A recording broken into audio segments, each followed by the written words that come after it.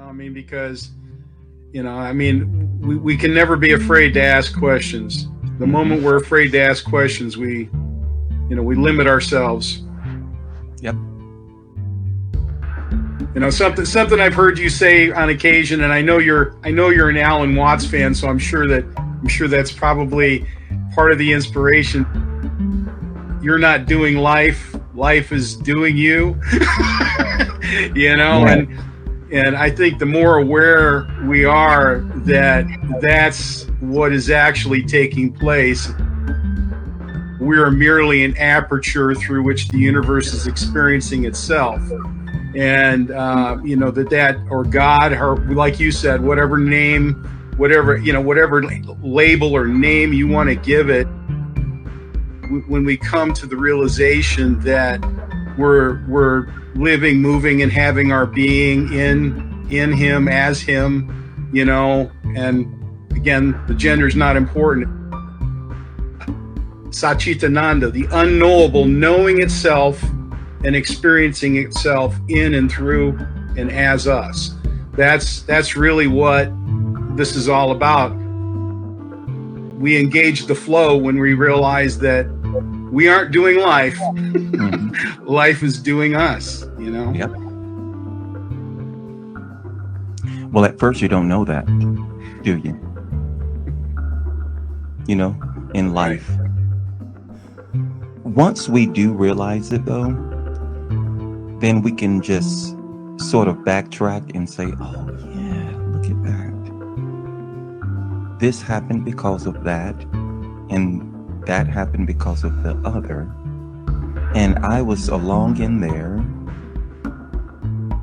upset about that not doing that. But if what I wanted happened, then that wouldn't have happened. He was speaking to how there is some type of will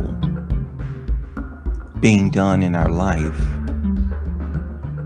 as we look at the people, places, things, times, and events. But at the time he was talking about different people that you connected with. They inspired you, they impacted you. That stayed with you, that influenced something else that you may have done or became.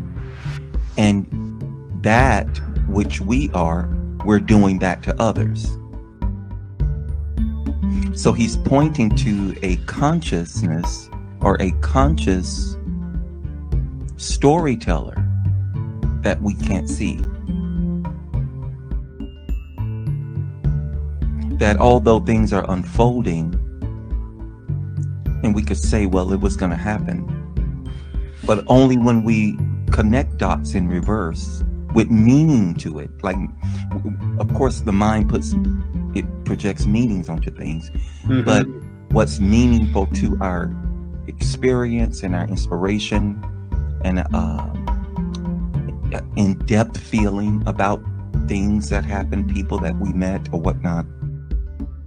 That conscious writer of this story or teller of this story is the same conscious, we could say being, like I said earlier, that which is the same emanating in you, through you, as you, being you, as the same as I.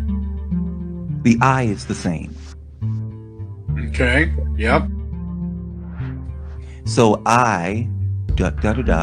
and then when you say I, although the mind is thinking my body, my stuff, or whatever, is possessing the I-ness of ourselves, it's not true. There's only one I. But that I am, the true I, is you. It's being you, reflecting to each other. Right. Based on whatever experience that is happening internally within me. This is what you're getting, and vice versa. I'm getting what is being reflected back to me through you based on whatever internal universe really inside of you. Yeah, and I was listening in on some of your other discussions earlier this week. You know, you talked about the projection, the mental projection that we have regarding who we are, and how that's actually separate and distinct from a realization of who we really are. We've got these ideas that we create, or this image we create in our mind about who we are, and we project that image, but is that really who we are? Is that the I that sits behind that image, or that actually perceives that image separately? You know, you almost have to create, you almost have to objectify the ego to a certain degree on some point, to actually see that it isn't really who you are. That the illusions that we create about, you know, what we have, what people think about us, you know, what we do for a living, et cetera, that we create an identity out of, are those really us, or is the us that we are, you know, beyond those things?